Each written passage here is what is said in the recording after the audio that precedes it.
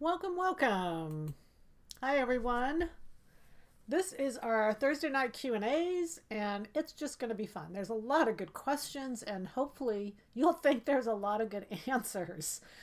All right, so I think you're there. I think everything's working. I'm in a different area because there was some things I was going to do because of this. Anyway, it doesn't matter. I'm in a little different area, but it's all good. Okay. Can you all hear me? Hi from New Zealand. Who is that? Wow, that's a long way. Welcome, welcome, everybody. Welcome, welcome. Got funny things in my hair, and it doesn't matter. Okay, so I'm going to start the questions because, 30 minutes goes really, really fast. And we've got like I said, a lot of really good questions. Okay, I'm going to start with pressing techniques for an armhole jacket. Yay, you guys can actually hear me. And I know there's a little delay, so just be patient with that process. Hey. Okay, so I'm going to read the question and then we'll answer it for you. Please show us how you press the armhole of a jacket before the shoulder pad is placed. You referred to pressing it during the explanation of Max's jacket a couple weeks ago. I've seen you use the ironing board. Please go through the pressing techniques, especially pressing the seam allowances toward the sleeve. I find it difficult to do. I'm making the jacket out of a tropical wool that I bought from you about 3 years ago. Afraid of getting the shine on the wool. Okay, so there's a couple things here. I'm going to refer you, if you go to our YouTube page and go to Silhouette Patterns, obviously, go to our page, and there's a search feature. And that search feature, you're going to search for 1950 jacket sew along. Yeah, I think 1950 jacket sew along. And there's going to come up a part 1, and if you click on that, the part 2 will come up. So it may be a little difficult for the part 2 to come up, but go to the part 2 and go in about 29 minutes, and I am showing you exactly sewing, pressing, shoulder pad placement, the tie interfacing. I'm showing you exactly all of these answers. Now, anytime you are dealing with wool, you want to use the steam to your advantage. So I'm hopeful you have a good steam iron. If you're afraid of the shine is created by a poor sole plate. So if you notice the iron that we sell, that steam iron that we sell, it's made by Reliant. There's special materials that stop it from shining the fabric. So if you have an inexpensive iron, I'm going to say typically under $100, you'll probably have a problem. Unless the sole plate, you want to look for either a titanium sole plate or some other metal, and that you don't have to worry about it shining. So if you have poor equipment, and I know sometimes under $100 that's not poor, but it is in the world in this particular case, because you have to keep steam on it. You have to keep pressing it, but you're pressing it from the inside. Once you turn it to the outside, it should just be mainly steam, not necessarily heat. So your steam will give you more results than what the heat will. So just kind of keep that in mind. Okay? Okay. Okay, good. You guys can hear me, it sounds like. Good, good, good. Welcome, everybody. Some are close and some are really, really far. That's so funny how we can do this. It's just amazing. Anyway, 29 minutes in on part 2 is what you're looking for. Okay, next question. She's preparing for SPIFFY. I get a lot of questions about SPIFFY, so I just kind of wanted to spend a minute and talk about it. She said, am I going to give, after she finishes SPIFFY, am I going to give her a certificate? No, you don't need a certificate. What you need is to start fitting people, even if it's for free. Just get bodies in, get you to practice, get them to love you. Just start draping is really what you're doing.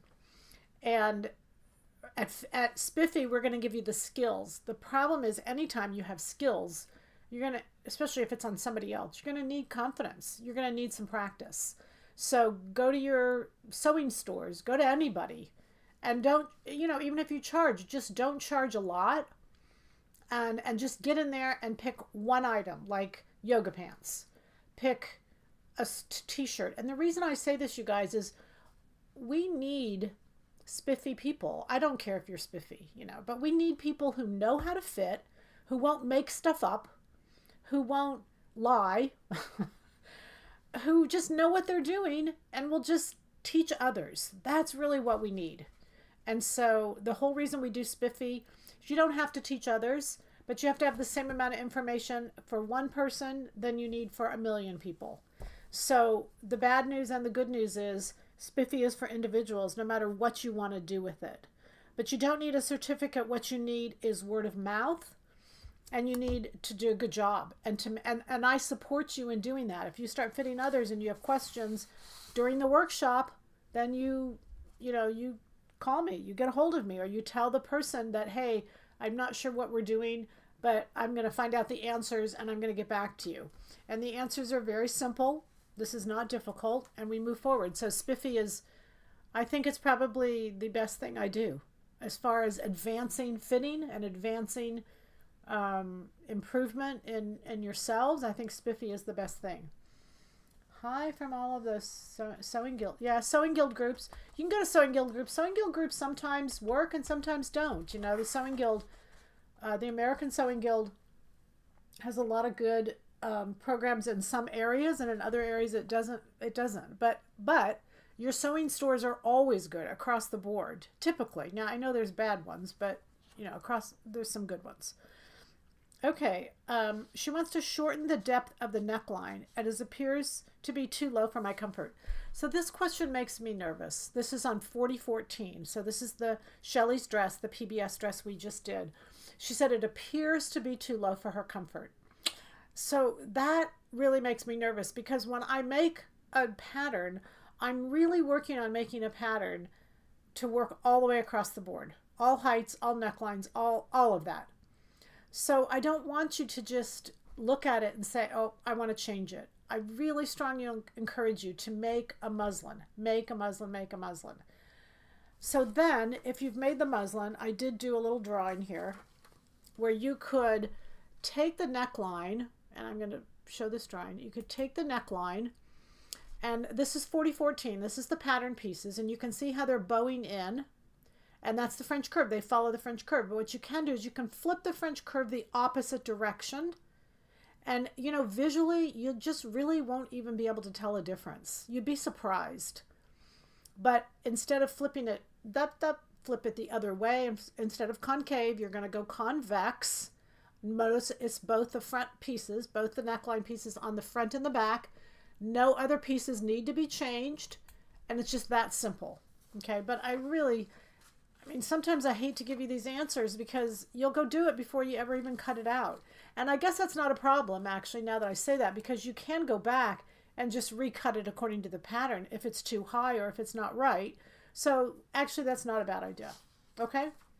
All right. So next question is, I was given some beautiful linen fabric. What pattern do you suggest I use with it? I'm pretty short. Okay, so shortness doesn't have anything to do with what pattern I suggest. It does, obviously, with you because you mentioned it, okay? And so you think it has some relevancy, but in fact it does not. So linen, to me, you could really do almost anything with it. And I am going to tell you this. Obviously, over the years, 25 years, a lot of years, more than 25 years, as we've grown as a company, I've made lots of suggestions of fabrics and patterns, and I do it on webcast, and you see the results. In private emails, I will no longer suggest pattern fabric combinations. I have done it a tremendous amount. I feel like I give you my best opinion, and my opinion. It's I have to underline the word my opinion. And I've had people come back and say they didn't like the fabric, they didn't like the combination, and they wanted their money back. So I think that it's fair that I suggested it and you didn't like it and therefore you wanted your money. I think that's fair, but all our sales are final and we can't do that. So the best thing I know to do is to stop suggesting. You guys can do this on your own. You do not need me. And if you do something and if you don't like it, then the good news is you learned from it. And that is how you learn from it. It's called failure. And failure is a learning process. And it's an important learning process that we have to go through. So I'm going to tell you for linen, I would do Max's jacket. It's a great jacket. We've just talked about it. We've just done different versions of it. There's a sew along. Max's jacket would be great. But when you're talking a solid linen, any of those jacket patterns really would work. So if you just like one better than another, you could pretty much go to any of them. Okay? Okay, and your height doesn't matter. The fact that you're 5'1" doesn't make a hill of beans difference. Okay, this is a question on sizing. I'm going to pick a pattern for a knit shirt, 195. Is it the same size I choose when making a woven shirt? Does the pattern size change based on styling? So I think this is a really good question. There seems to be a lot of problems with sizing. There seems to be a lot of questions on sizing. So if you go to our website, I'm going to answer this directly tonight, but if you go to our website and if you go to the very front page, there's like little tabs along the very top, and one of them says FAQs. And if you click on those FAQs, that's where it is. So if you just go to the front page of our website has buttons or indicators for everything on our site. Everything has on our site.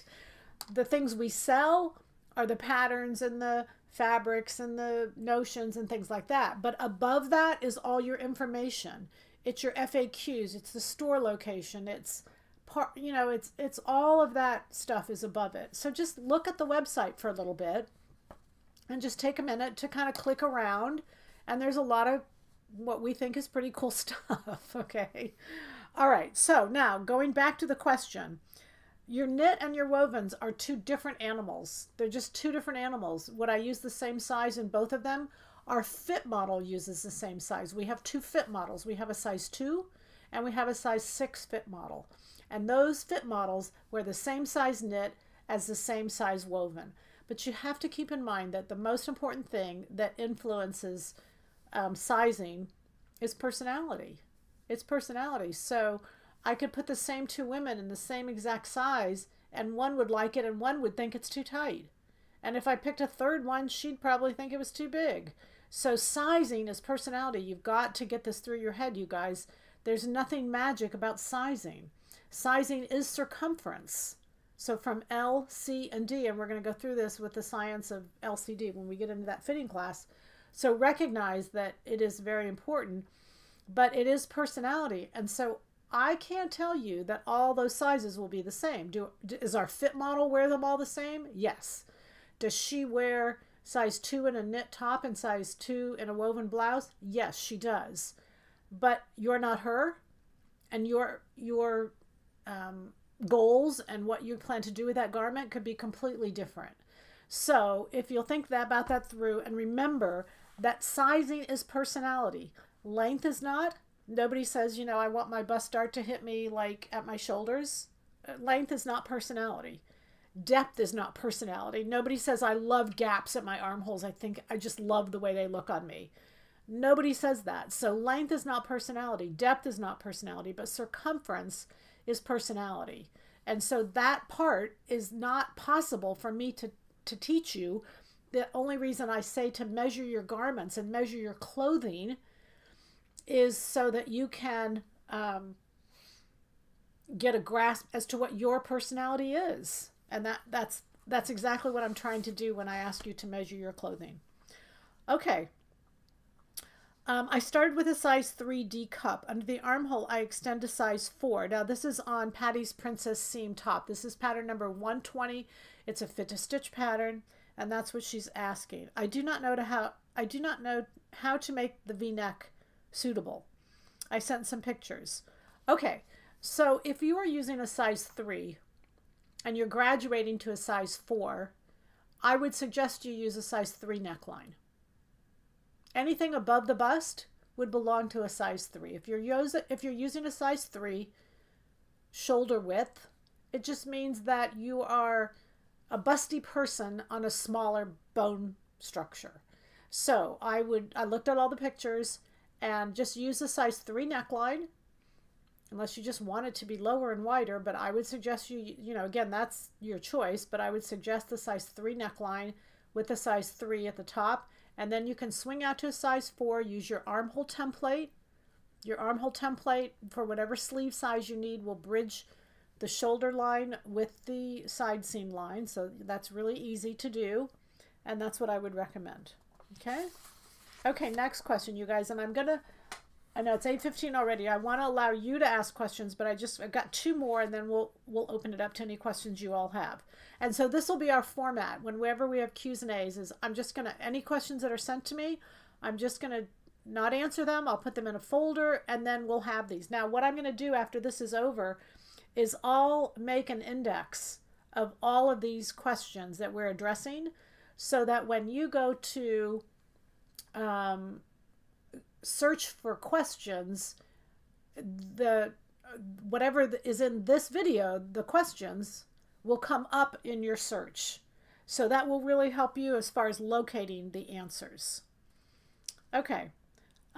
Should I pre-shrink linen in the machine, in the washing machine, or just steam?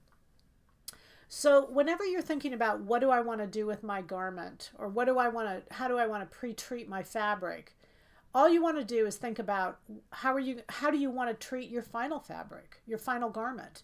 Do you want to dry clean it all the time? And if not, then don't dry clean your fabric.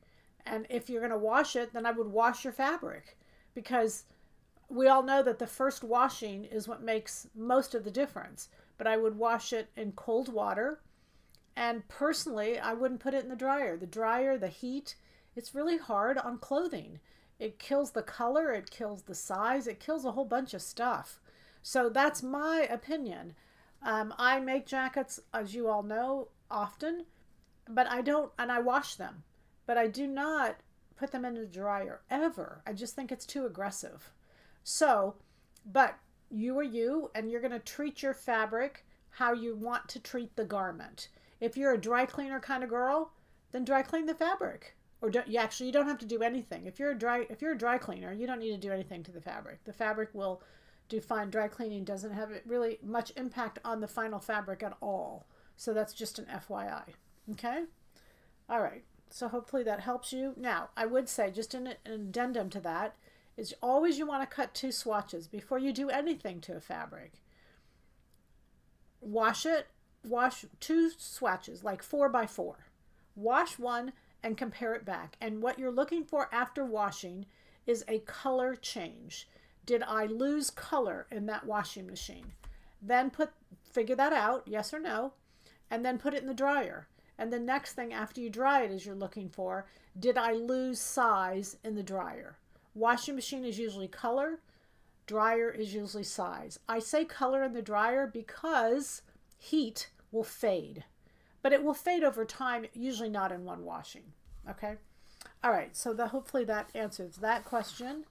And then our last question is, where can I see a visual on the frame's halter pattern, please? I'm totally stumped on the straps and not lining it. You don't need to line it at all. And the straps are just so easy. All they do is they hook in to the back of the neckline. But if you go to the webcast where we introduced the spring patterns, so that would have been in January, late January, or just do like fashion forecast spring 2023, spring 2023. And I'm sure I untied it, I'm sure I wrapped it around, I'm sure I did all that kind of stuff. So you can just go back to that webcast and look. I love that top. I've worn that top so many times, it's just absurd. I'm so excited about the fall patterns because I've got so many great ideas. It's really fun to have a lot of clothes, and it's really fun to have a lot of great stuff to wear. All right. Hello, ladies. All right. So I'm going to stop. That's all the questions I have, that unless I didn't get some, but everybody who sent me questions in, these I've got in front of, we've answered them. So let's take a few minutes and see what you guys want to talk about. And we can open it up to do whatever it is you want to talk about. We're going to have this is Mother's Day weekend, and I am going to kill you with fabrics. I'm going to spoil you rotten with the fabrics and the quality and the prices. They start tomorrow morning, and they're going to go Friday, Saturday, and Sunday. And you know what? What's better? Well, I won't give it away. We'll leave it.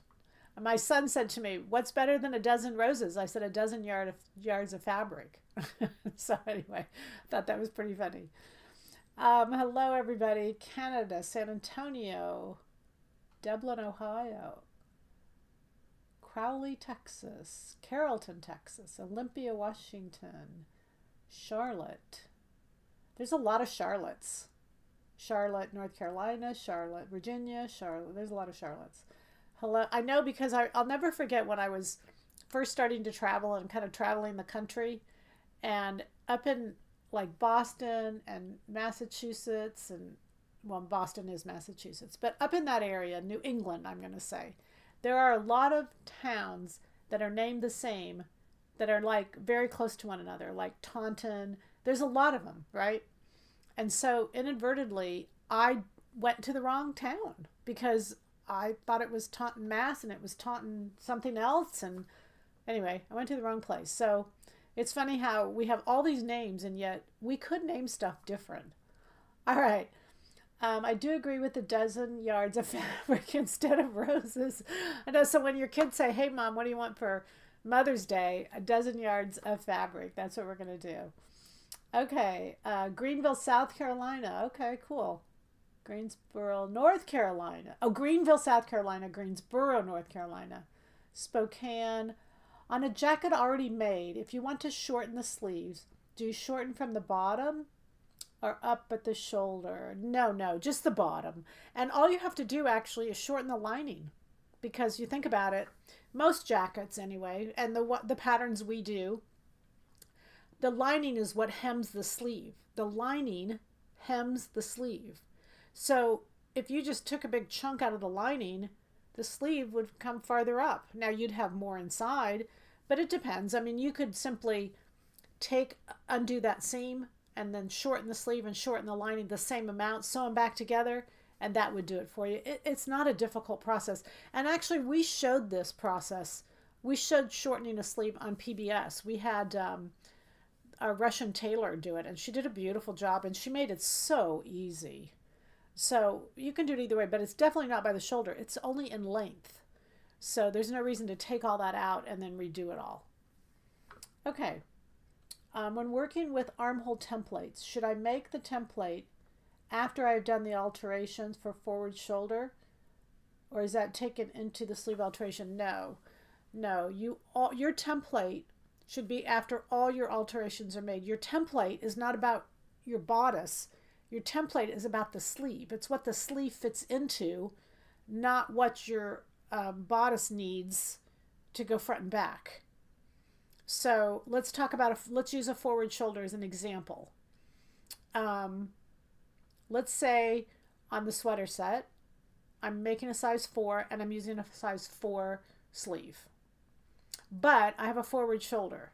So I would have to add to the back, take off the front on my template, but I also have to do that to the sleeve. But once I've made those adjustments and I know where it goes from point A to point B, I'm going to use that repeatedly.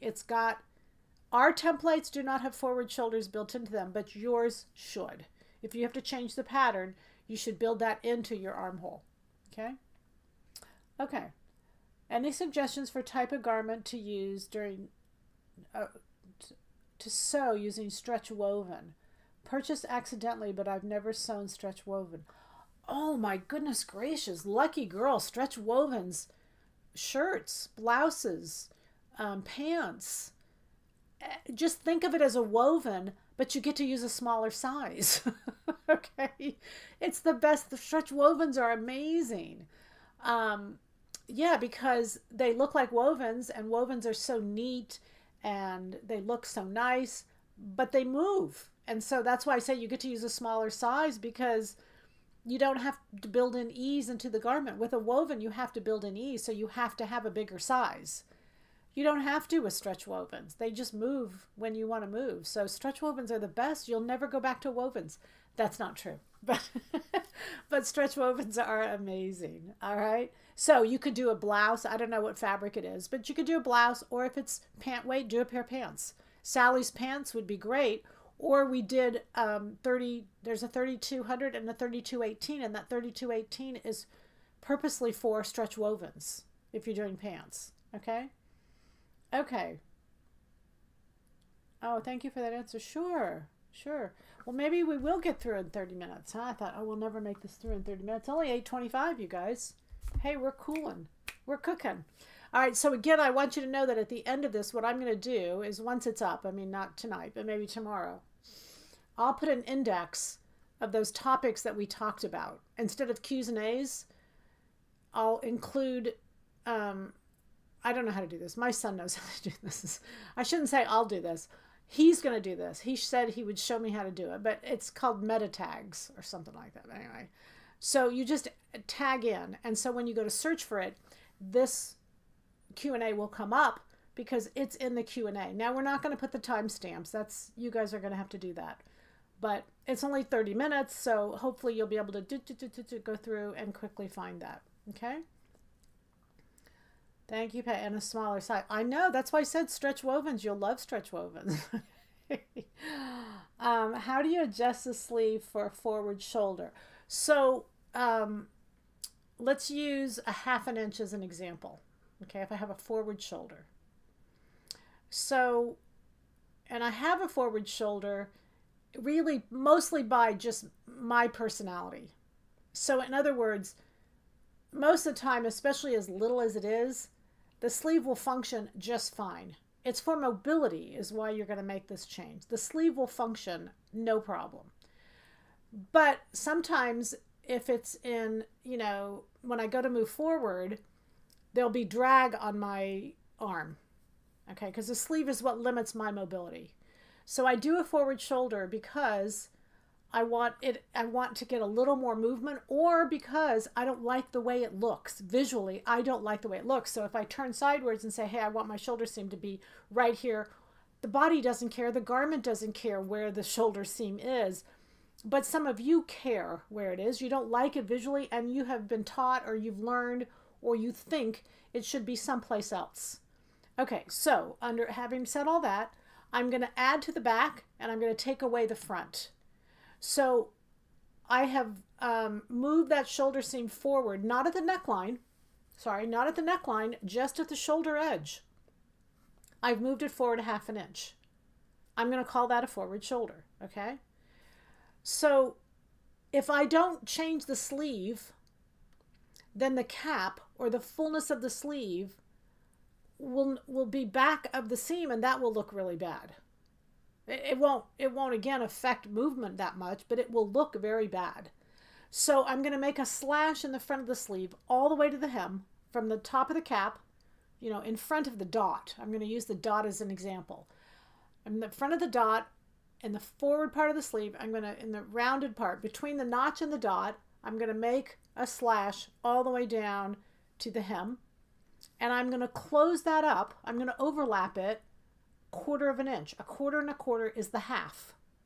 Remember, I moved it forward 1/2. So only 1/4. If I overlap 1/4 that's on each side, that will give me the half. And in the back, I'm going to slash, again, same place, from the dot to the notch, somewhere in that area, all the way to the hem of the sleeve.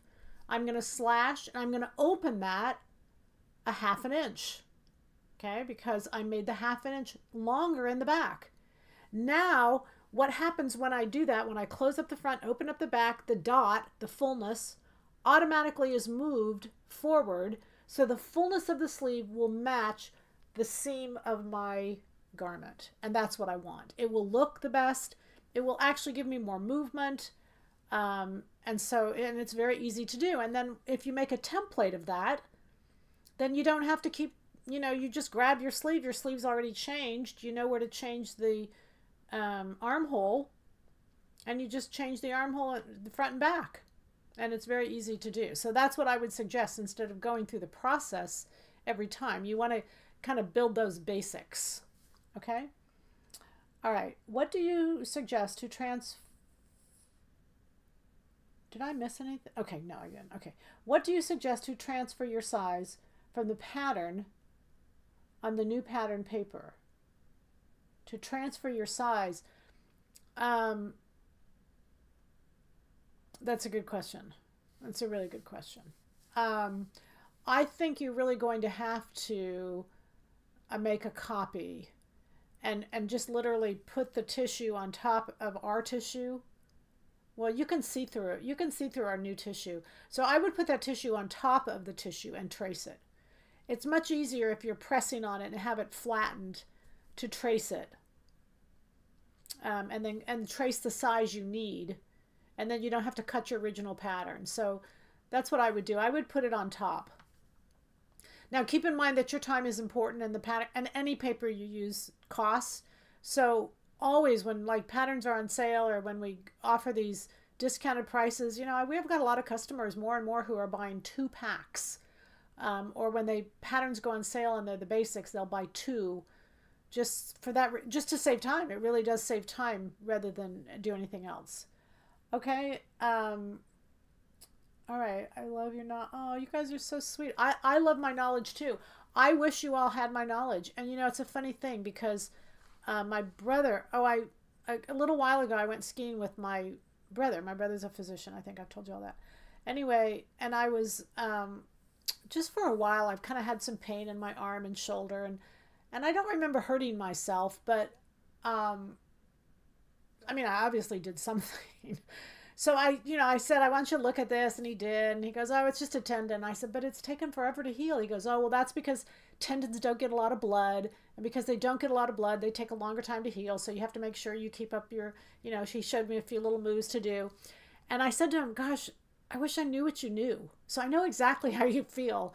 We don't, we all know one subject probably pretty well, but the goal is, and he's so generous with sharing his knowledge, I'm going to be generous with sharing my knowledge. If we set up these Q&As and questions come in and we have a place where you can go and find them, then that's the best way to work it, to where you know what you're doing. I love sewing. I love it because I know I can take the fabric that I love and create the garment I want. It's a bunch of fun. And if everybody the more knowledge you have, the more fun it becomes.